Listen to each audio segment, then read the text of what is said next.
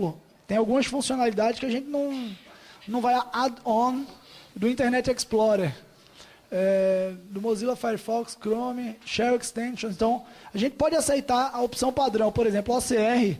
Acho que a gente não vai usar nesse aplicativo OCR para transformar a imagem em texto. Então, eu prefiro desabilitar para deixar a instalação mais simples. Então, vai lá em próximo, eu desabilitei aqui, eu não estou conseguindo ler. Help File.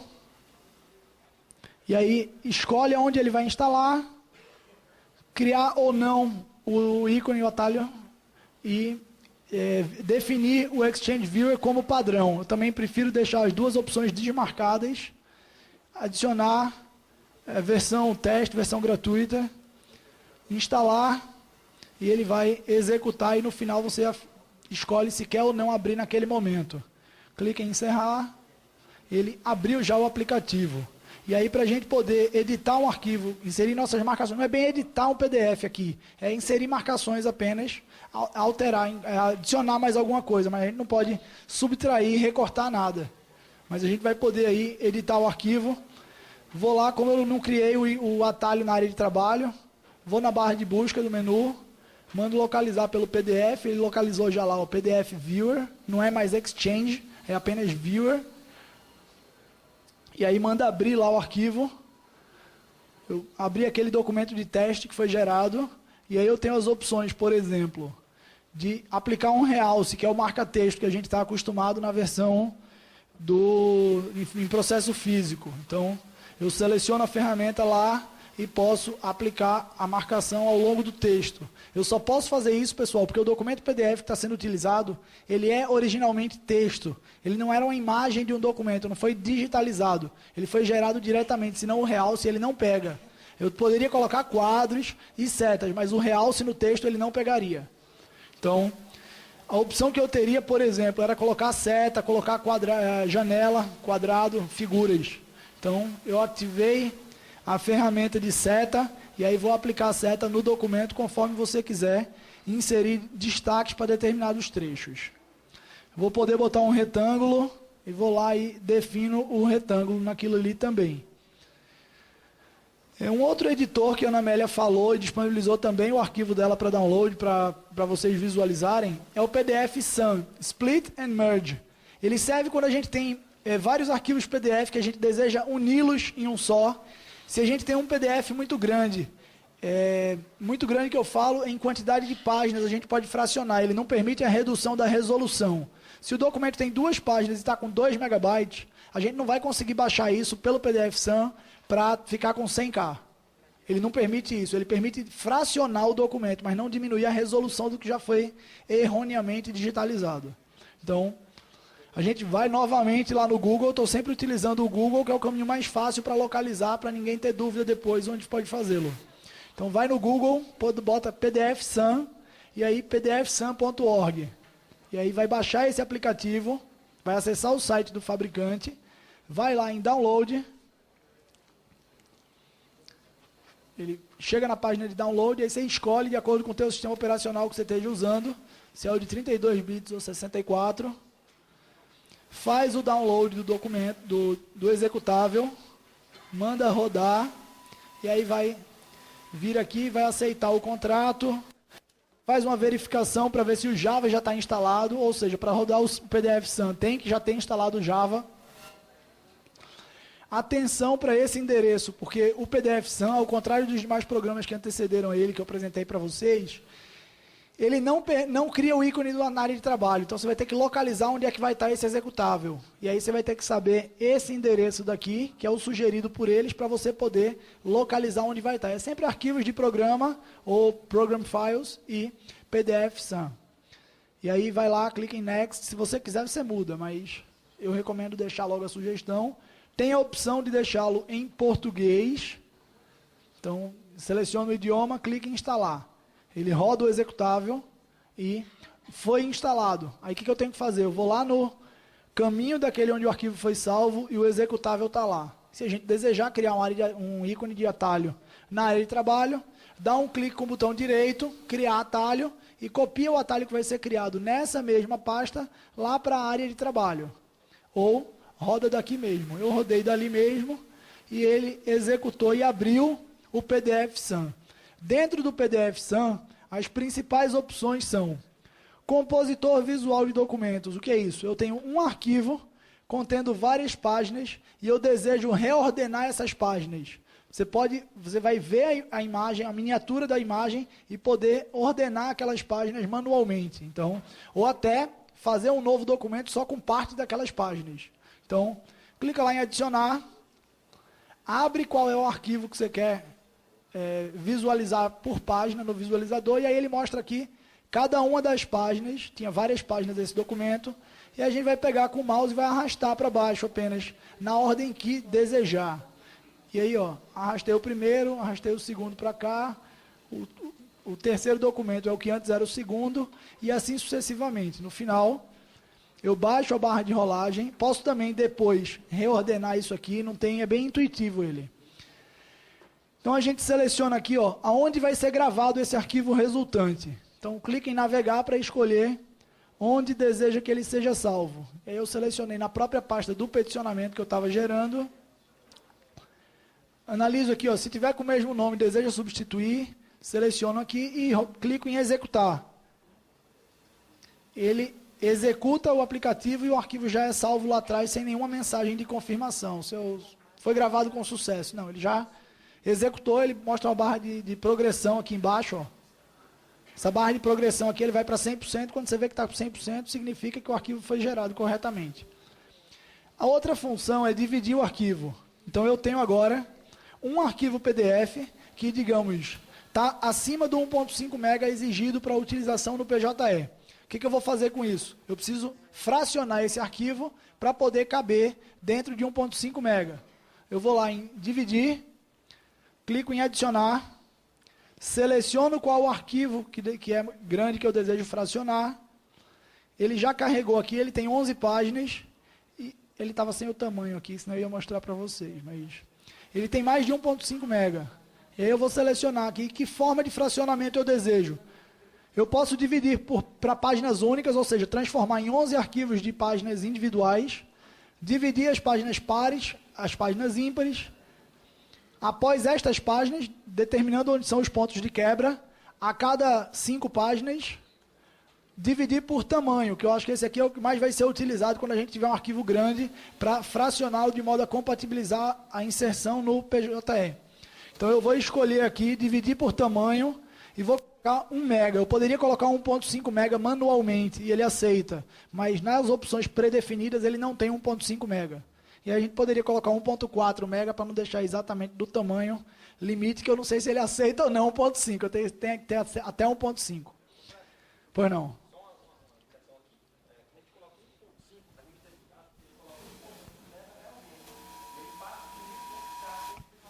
Pronto, aí, pronto. Então é isso que eu estava colocando. Eu boto 1.4 para poder... Pronto, então... Uhum. Pronto. Tranquilo, então interessante aí a lembrança, utilizem ponto e não vírgula no fracionamento disso, porque o padrão é de numeração americana. Então seleciona a mesma coisa lá, ó. Aonde deseja que seja salvo, na mesma pasta de origem ou em outro local. E aí você escolhe aqui, vai lá em navegar, ou escolhe identificar. E os arquivos resultantes, você pode escolher aqui que nome você pretende atribuir a eles. É um número padrão. Não é essa a numeração que eu prefiro recomendar para vocês utilizarem direto por aqui, porque ele coloca PDF-SAM _ 010203. A gente vai ver mais à frente que eu prefiro para classificação, que a Ana Amélia chegou a falar rapidamente pela manhã, colocar essa numeração no começo, para que a classificação dos documentos fique correta quando a gente for inserir no PJE. Então, quando o Vitor fizer isso à tarde, ele vai poder compartilhar melhor com vocês essa a experiência prática para a melhor utilização. Então, eu deixei como PDF-SAM, clico lá em executar, e ele rodou lá os 100% da barra de status, e os arquivos foram gerados, fracionados em 1 MB cada um. Como digitalizar um documento, pessoal? Essa parte é chata, é burocrática, mas a gente já está acabando. Como digitalizar um documento? As melhores características devem ser utilizadas preferencialmente com resolução de 200 dpi, no máximo 300 dpi, não precisa mais do que isso. Costumo, em Pernambuco, explicar essa questão da resolução, comparando com a foto de uma máquina digital. Se a gente tem uma máquina de 3 megapixels para revelar uma foto no tamanho 10x15, ela vai ser revelada com a mesma aparência visual de quem está tirando aquela foto com um arquivo, uma máquina de 15 megapixels. A diferença é que a máquina de 15 megapixels, eu posso pegar um trecho que seria o 3x4 dela e revelar no tamanho de A4, que a resolução vai ser preservada.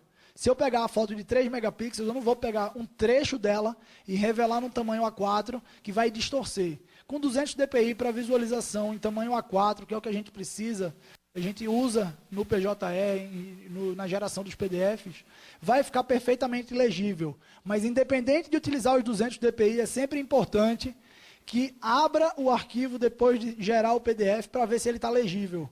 Porque a responsabilidade pela legibilidade é do advogado. Então, não, segui a orientação lá que foi dada por Fred e o arquivo ficou ilegível. Culpa sua. Dá uma olhada direitinho como ficou esse arquivo resultante, que Dário já está querendo ali me processar. E também, pessoal, a cor. Priorizem a utilização do preto e branco. Aqui eu demonstro para vocês como fica diferente o tamanho do arquivo. Era um arquivo com 24 páginas, com 200 dpi, colorido e monocromático. A única diferença foi essa. Um ficou com 1.578 e o outro ficou com 8.2, ou seja, 5 vezes mais, 4 vezes mais de 4 vezes mais. Então, priorizem sempre monocromático. A pergunta a ser feita é, se fosse no processo físico, você se daria ao trabalho de tirar uma cópia colorida para juntar no processo? A maior parte das vezes não seria relevante que aquela informação tivesse colorido. Vai ficar mais bonitinho, mas não há necessidade disso. Então, prioriza, porque vai facilitar para você fazer o envio do documento, vai facilitar para o juiz abrir depois, vai melhorar o espaço de armazenamento do documento no tribunal, tudo isso vai melhorar, e para a parte contrária também, quando ela for baixar. Pois não. Essa questão da resolução, tem muito colega também que faz essa digitalização e coloca a resolução em escala de cinza. Que ele fica preto e branco também, mas são várias e várias cores de tonalidade diferente do cinza.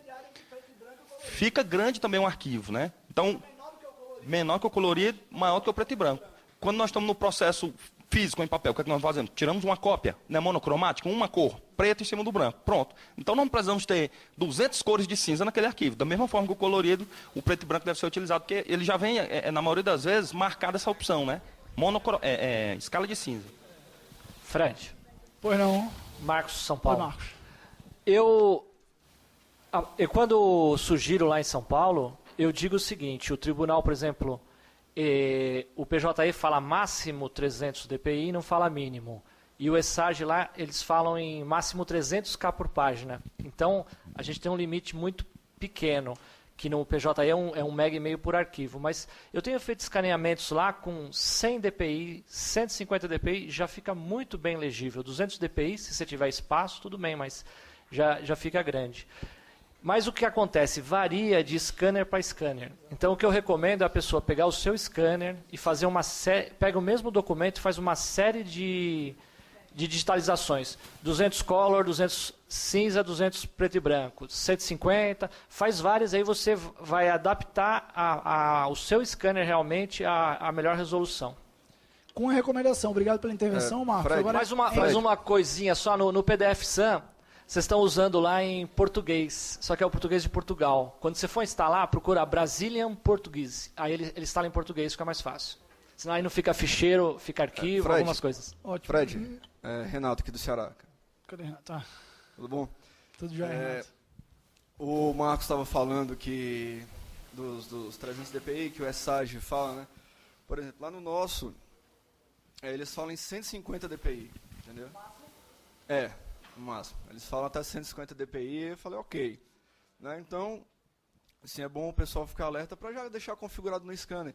E eu tenho só mais uma dica, você falando de renomear os arquivos, né? Aí eu lembrei de um programa que eu uso há muito tempo para renomear, por exemplo, fotos, né? Você transfere a foto da sua câmera digital para o computador e ela sai naquele padrão de, sei lá, de mistura data com letra, né? Então você pode, esse programa que é o Renamer, né? Também ele é gratuito, você encontra é só digitar o nome dele no Google, ele vai direto no site dele. Aí você pode escolher padrões de organização, né? Botar, sei lá, você bota doc, né? Aí ele fala doc 1, 2, 3, 4, todos os arquivos que você selecionou.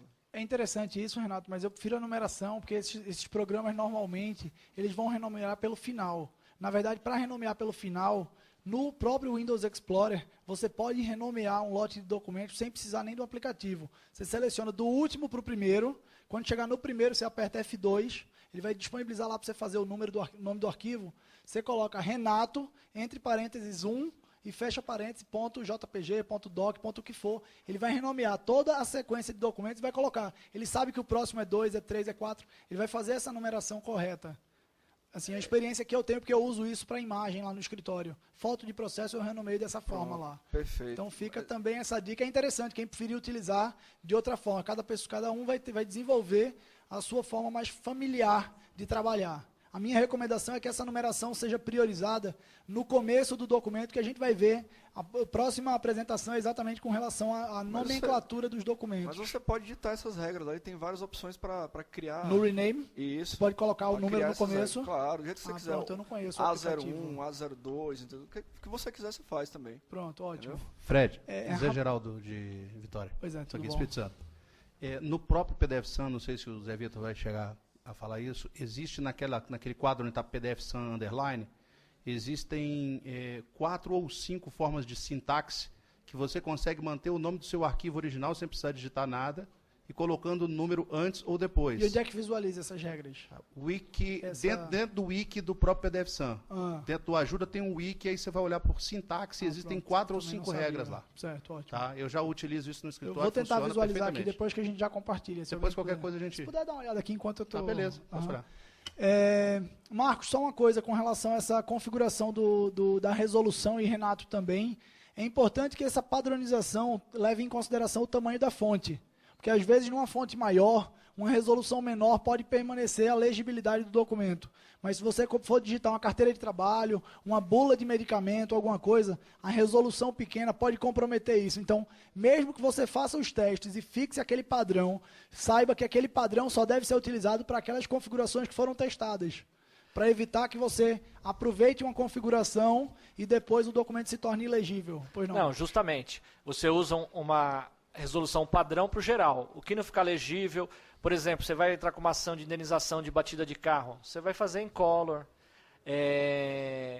Se for o caso, alguma coisa pode ser escala de cinza, porque realmente preto e branco é só preto ou branco, a qualidade cai muito. Claro. Bom, pessoal, como organizar os documentos para anexar o PJE? Quando o Zé Vitor for falar sobre a inserção dos documentos no PJE, a gente vai ver que eu já tive problemas no PJE, por exemplo, litisconsortes peticionando simultaneamente. Os documentos ficaram alternados de uma parte e da outra porque estavam sendo carregados. A mesma parte fez um upload do documento numa determinada sequência e, como eles não estavam com a nomenclatura padrão, seguindo uma ordem como deveria ficar anexada, quando foi assinado, ele embaralhou e colocou em ordem alfabética, em vez de colocar pela ordem do upload propriamente dito. Sem falar que quando a gente está anexando, o PJE hoje ele ainda não permite um upload simultâneo de múltiplos arquivos. Então a gente vai ter que ir selecionando um por um. Então tudo isso facilita se a gente tiver com os arquivos ordenados, para poder ir fazendo a inserção primeiro da procuração, depois da prova da legitimidade representativa, do subestabelecimento, ou qualquer outra forma que você prefira trabalhar. Mas é importante tê-los em ordem, eu pelo menos prefiro e recomendo fazê-lo, e a gente vai ver de que forma. No momento do peticionamento, eu prefiro criar uma pasta específica, como já mencionei, para que cada peticionamento esteja nessa pasta todas as peças, toda a petição e todos os documentos PDF que vão ser anexados. Eu opto por atribuir a todos os arquivos um início de nome progressivo, ou seja, eu boto, se forem menos de 9 anexos em formato PDF, eu posso começar sem o 0. Mas se tiver mais de 9 anexos, é importante colocar o 0 na frente para distinguir, porque senão ele vai colocar, depois do 1 vai vir o 11, o 10, e depois é que vai vir o 2. Então se a gente colocar o 0, ele vai preservar essa ordem.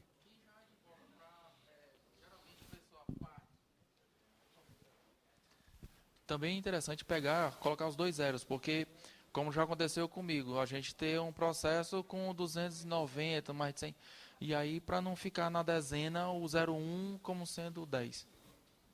Sempre deve utilizar quantos zeros houver necessidade para que para que não haja a supressão, a quantidade de caracteres na nomenclatura seja constante. Então, se eu optar aí por até 99 arquivos anexos, eu uso 1 zero, eu começo com 2 algarismos. Se eu passar de 99 anexos, eu uso 3 algarismos e assim sucessivamente. Só essa ressalva, acho que é importante para isso. Separar os documentos distintos em arquivos autônomos, evitando reunir coisas distintas. Não junta procuração com subestabelecimento, porque quando a gente for anexar no